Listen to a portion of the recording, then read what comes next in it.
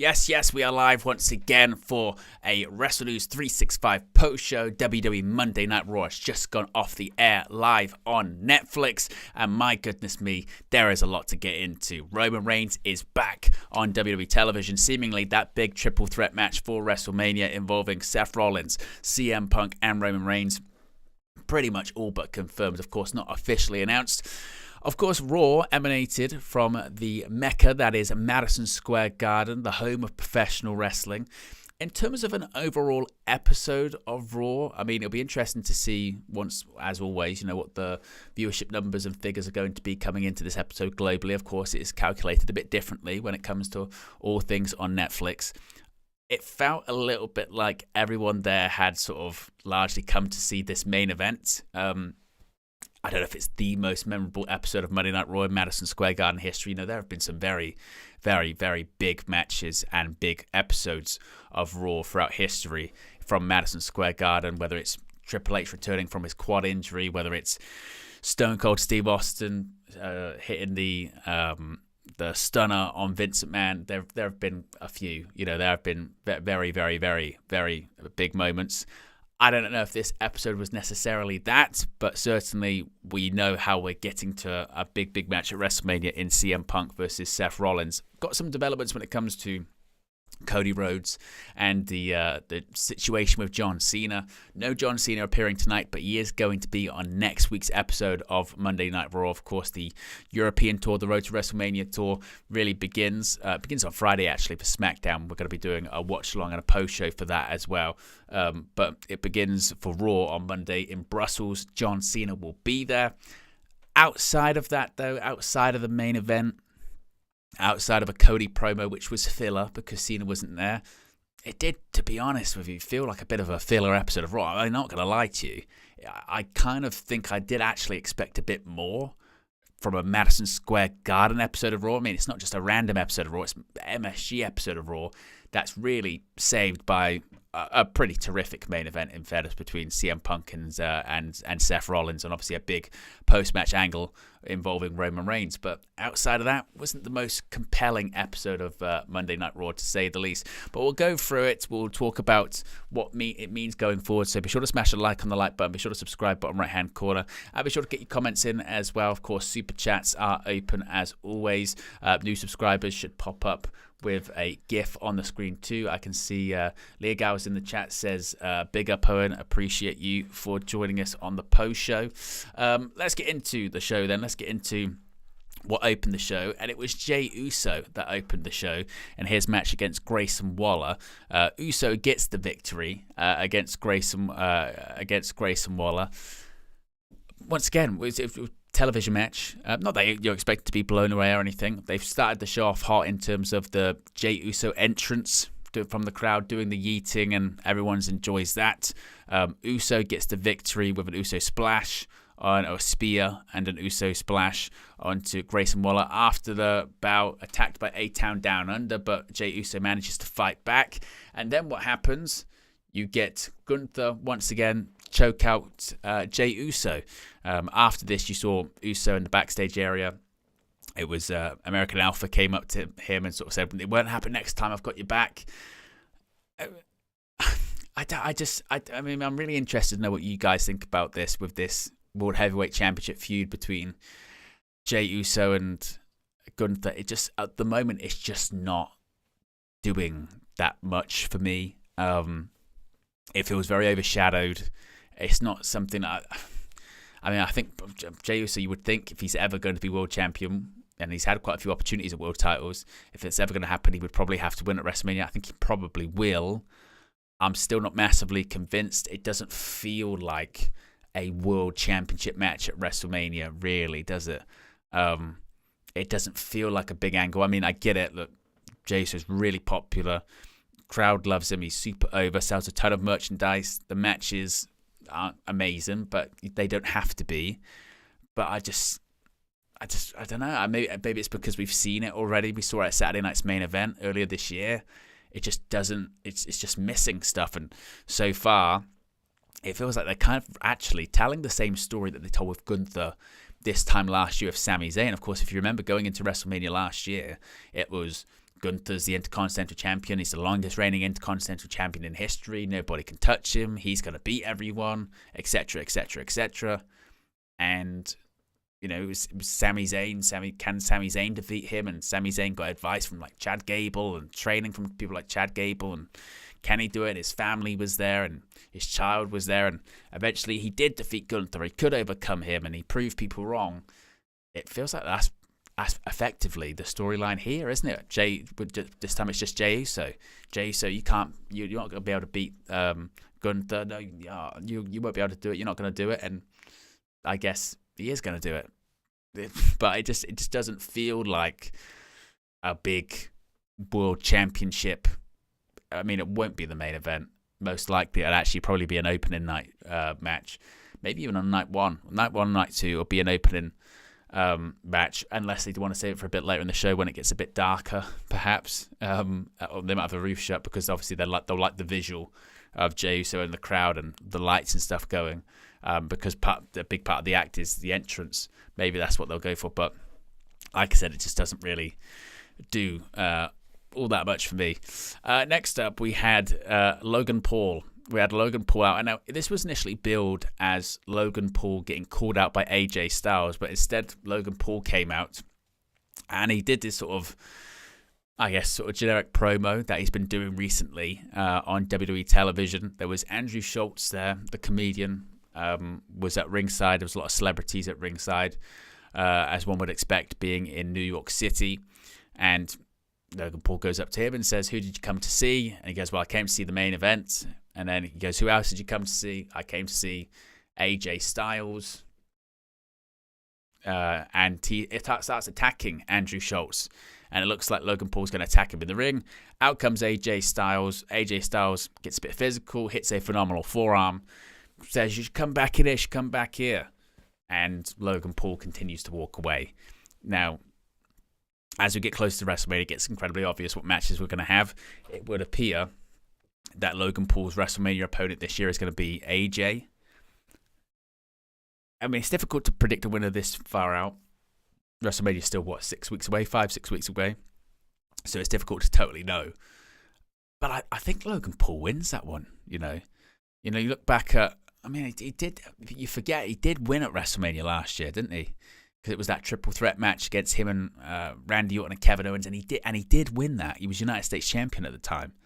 So, yeah, but I just feel like he probably would beat AJ, and maybe that's why he's been put together. And it's one of those ones where Logan Paul's still inexperienced. His matches are very much rehearsed, and they work on them for weeks ahead of time. And you can't go wrong putting AJ Styles in there, I suppose, can you? Because AJ is one of the greatest wrestlers ever, certainly one of the greatest wrestlers of his generation. Am I excited for it? It may not be a big good match. Logan Paul's incredibly athletic. AJ's AJ. I don't know if I have it. I suppose it's one of those ones where I'm sure it'll be a good match. I don't have any doubts about it being a good match. But do I have like a deep, deep, deep desire to see it? No. To answer that question, I guess. No, I don't. I don't really have a deep, deep desire to see Logan Paul versus AJ Styles.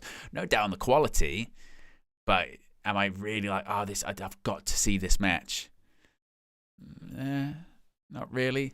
And it's going to be interesting to see how many WrestleManias AJ Styles has left. I mean, he said he wants to retire by 50, didn't he?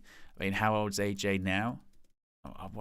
Something in me says he's 48. He's 47. So he said he wants to retire before 50. So, and he's 48 in June. So he's got a couple more WrestleManias left.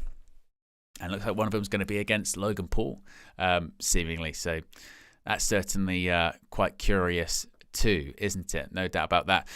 Next up, we had a Tornado Tag Team match. We had the New Day defeat the LWO. And to be fair, a match that the crowd, after a while, did get really into. Obviously, being a tornado tag, you're not going to have any tags or anything like that. It's just going to be a free-for-all. So that means weapons. That means fighting in the ring at the same time. That means fighting on the outside of the ring, and that's what we saw. We saw a table spot in this that was absolutely hilarious. So a table was set up at ringside, and basically the spot was going to be that Dragon Lee was going to hit this Hurricane Rana on Xavier Woods and go through the table. he hit the Hurricane Runner on Xavier Woods, and Xavier Woods bounced off this table and then put his arm across the table, and his arm broke the table, not the big bump through the table. That's, I am the table. They have a mind of their own. They really, really do. They have a mind of their own. The finish of this saw a mystery luchador attack the LWO at ringside. Started off by hitting a Hurricane Rana on Dragon Lee, and to be fair, initially it was difficult to figure out who it was. Like, who is this mystery luchador? Then attacked Rey Mysterio, doing some more Gable-ish moves, and it became very obvious that it was Chad Gable. And of course, the storyline has been that Gable, he can't beat luchadors. He'd lost against the LWO, he'd lost against Penta, and he'd gone away to Mexico. He'd gone on a sabbatical. He'd gone on a hiatus to learn the secrets of Lucha Libre and discover things. At one point, there was discussion that he was going to be wrestling in AAA. That didn't end up happening. And security attempts to get him, and they go chasing after him, essentially. They go chasing after Chad. Clearly, it's Chad Gable. Well, later on in the night, they did a backstage promo segment where Gable was getting interviewed by Kathy Kelly, and that Kathy Kelly's basically going, I know it's you, Gable, so don't say there isn't. We all know that it's you. I don't know why you're saying it's not you, because we all know that it's definitely you. And Gable's like, nope, I don't know what you're talking about. I've been back here the whole time. It's just security. New York City security is terrible. Nope, not me. And then they do a thing where in the background of the shot, they see some guy wearing the aforementioned blue mask, wearing that. He's getting escorted away by security. So effectively, they're doing the storyline. It's been done a bunch of times in professional wrestling. Whether it's the Mr. America when Hulk Hogan was under the mask, whether it's the Blue Blazer, Owen Hart did it a bunch of times prior to his untimely passing. The whole, we know it's you under the mask. Why are you saying it's not you? He's saying it's not him. I don't know where that's going to lead to. Maybe a match at WrestleMania. Maybe that's what they'll do for WrestleMania. Maybe they'll do Rey Mysterio versus this luchador, an American-made luchador. Maybe it'll be Mask v Mask. I mean, I suppose that would be quite an interesting thing that they could do, perhaps. So maybe that's what they're building to. Mask versus Mask. Rey Mysterio versus this one. I mean, certainly Rey Mysterio's not going to lose his mask at all. Like, that's just not going to happen in the slightest. But perhaps maybe that's what they're building towards. Maybe that does kind of make a bit of sense, I suppose, the whole mask versus mask thing. So yeah, maybe that's what they're going with, perhaps for that one. So the New Day, though, get a big victory. So they were very happy with that, indeed. Next up, we had the undisputed WWE champion. We had the American Nightmare Cody Rhodes come out and once again cut a promo on John Cena. As I mentioned, John Cena not at Raw tonight.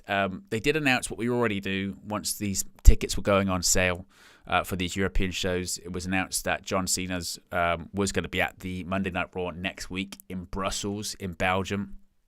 And Cody Rhodes confirmed that they're hyping it up as well for next week. It's going to be really interesting too, just to see again what the sort of traffic and social activity is for these shows, considering that, of course, they're going to be airing outside of normal time slots. They're going to be streaming live on Netflix. And this is the beauty of Netflix, is it doesn't really matter with the time. But Cena's going to be there. We're going to see heel Cena, whatever that presentation is going to look like, for the first time next week. So Cody was largely just building that up. Cuts a promo, says I'm the captain now, and reveals that Cena's Inner Circle. I don't think they're going to be called the Inner Circle. Obviously, the AEW faction with Chris Jericho, I don't think it's going to be called Cena's Inner Circle.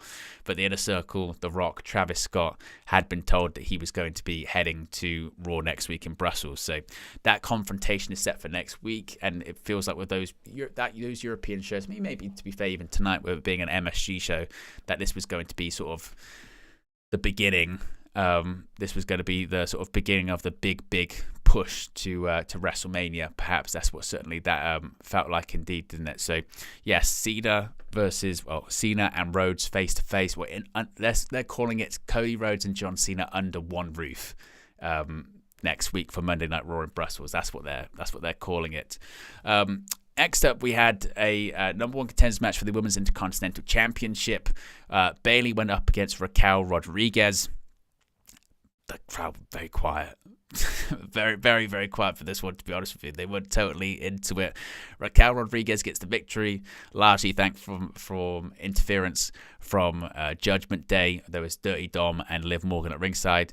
Powerbomb for the victory, and that sets up a match in the future between Raquel Rodriguez and Lyra Valkyria. It's not set for next week. There is an Intercontinental Championship match next week on Monday Night Raw, but it's Bron Breakker versus Finn Balor. There's actually quite a few big matches. There's Penta versus Ludwig Kaiser, no holds barred, set up for next week too. Of course, Cena and Rhodes under the same roof. So a lot of big matches set up then. The penultimate segment of the show saw an interview segment with Io Sky and Michael Cole.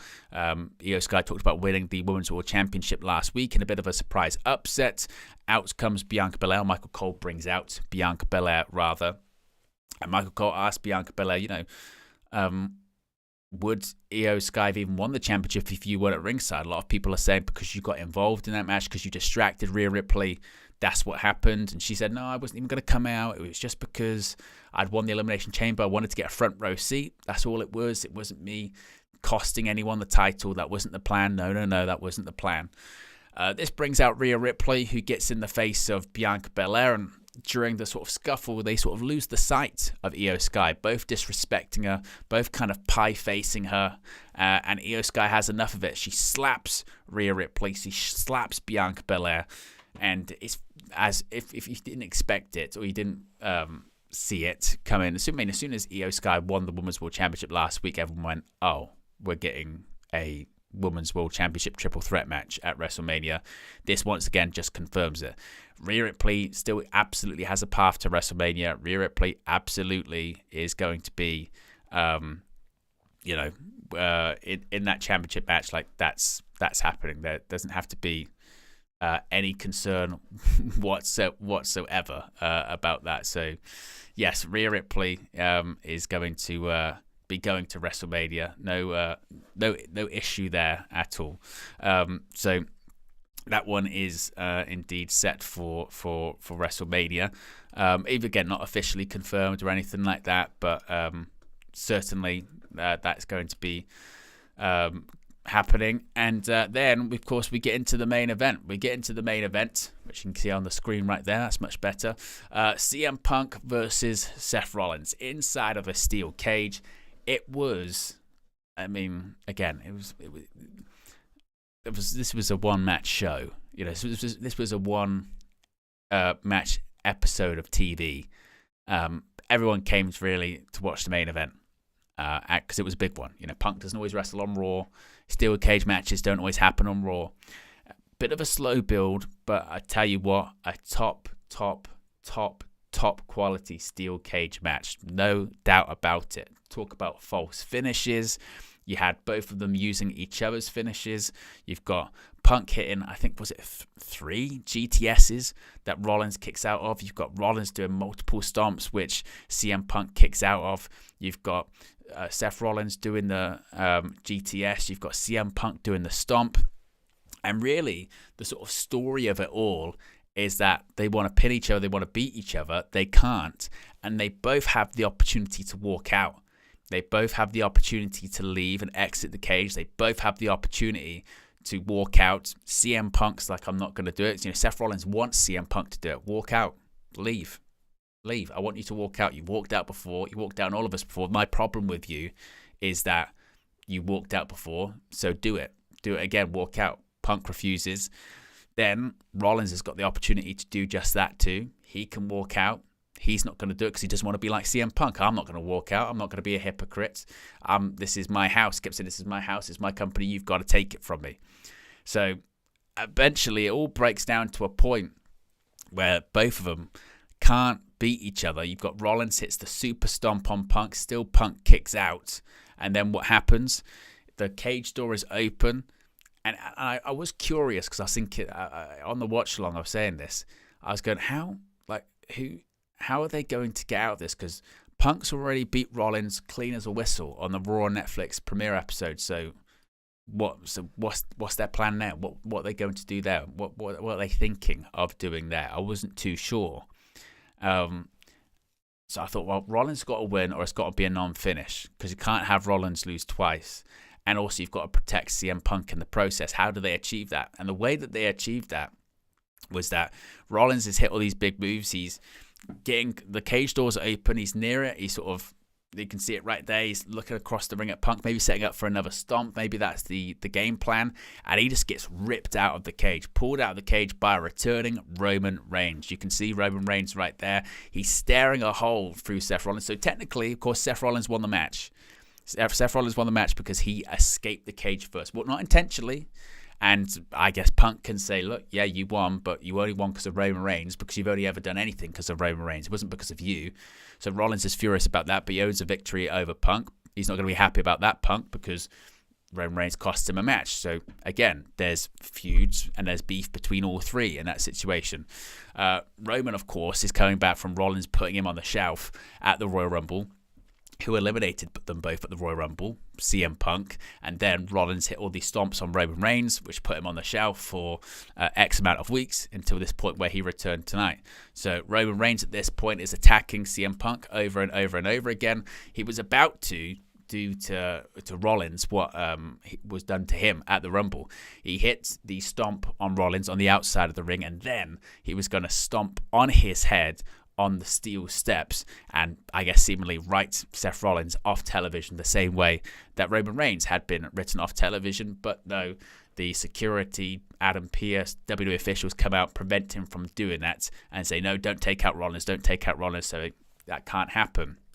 But as this is happening, you can see there, Roman Reigns turns his head towards the ring, because he realizes and spots something going on.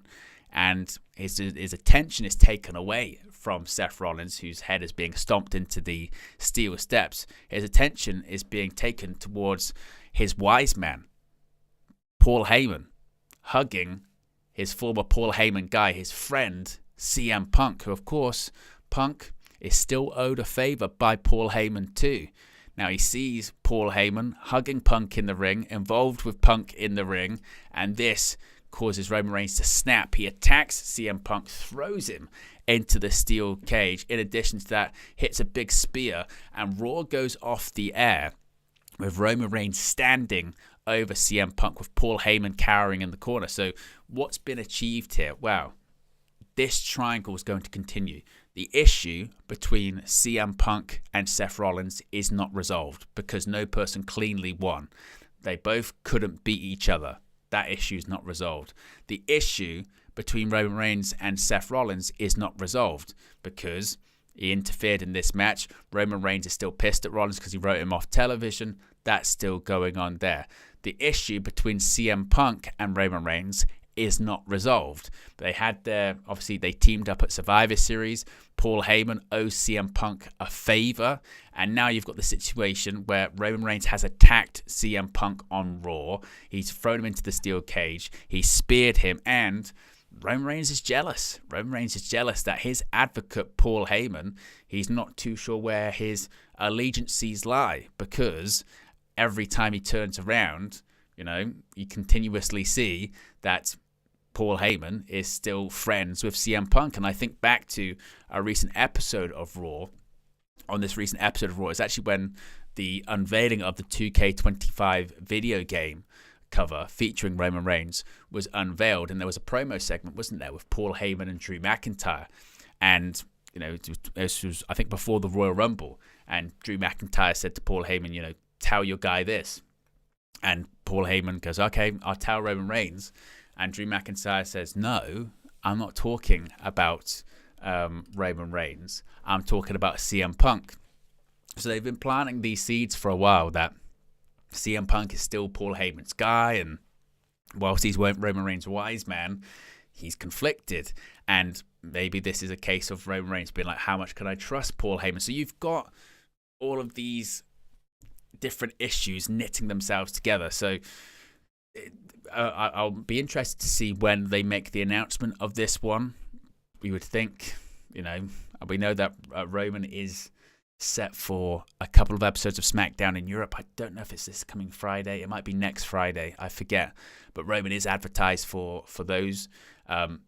Interestingly, Punk was advertised for certain episodes of Raw in Europe, and then he was pulled from those episodes of Raw, and most likely because he's actually advertised for a couple of episodes of SmackDown too. So I think this is probably going to be a SmackDown thing, whilst Cody Rhodes is largely going to be, I mean, he'll be on both shows, but he's going to be on Raw doing this Cena stuff. It looks like maybe this Punk, Rollins, and Reigns feud possibly is going to be happening maybe on SmackDown. But the brand split, there was the transfer portal and transfer window. There's going to be a draft after WrestleMania anyway, and we're going to figure out really who goes where and what actually is happening with this, because I don't think anyone really knows. The sort of brand split is very, very loose at this point, isn't it? I think that's what it's going to be. So, again, in terms of the overall show, it was very much a one-match show. A couple of decent matches, in it with the New Day match. I enjoyed that. That was fun. A little bit of development when it comes to Cody and Cena, obviously setting up them next week. Absolutely fascinated, like anyone, to see what they do with Cena next week in terms of just the overall presentation. The overall presentation for Cena next week, again, is going to be fascinating. Are we going to get new music? Is he going to come out dressed like John Cena, or is he going to be wearing a suit? Is he Hollywood Cena at this point? All of it. I'm absolutely fascinated to see. So that's must see. And again, I'm going to be doing a watch along and a post show for that. The match between Punk and Rollins inside the cage absolutely delivered. Absolutely delivered. Top match. Fitting of a cage match in Madison Square Garden. Lots of different callbacks to different points of their feud. Lots of different callbacks to cage matches inside Madison Square Garden. Obviously, the Reigns return is kind of the clever way to get out of Rollins winning without beating Punk clean, and also all three still having an issue. And I think they are doing, to be fair, a pretty good job of knitting together how three people can feud whilst having issues with each other, but not all the same issue. It's quite a unique way of doing it, isn't it? Rollins has got an issue with Reigns. Reigns has also got an issue with, each person has an issue with those two guys. CM Punk still got the issue with Rollins, and now he's got an issue with Reigns. Reigns, of course, has always had this issue with Rollins, and now he's got this issue with Punk. Rollins has always had this issue with Punk, and his issue with Roman Reigns goes back to the days of the Shield, and it all kind of nicely knits together. And I think, again, they've done a good job and getting that all together, actually, I think, there as well. We've got close to 70 people watching. If you haven't already, click the like button. Let's see if we can get to 30 likes. Be sure to subscribe as well, bottom right-hand corner. As you can see, we're currently at 19,267 subscribers as we get closer and closer to 20K. You never know, might hit that around WrestleMania season. But just a reminder, guys, big month when it comes to WrestleNews 365. We've got a lot of watch-alongs coming. We've got obviously one on Friday. SmackDown's going to be live from Barcelona in Spain, so I'll be live for that, and I'll be doing a post-show.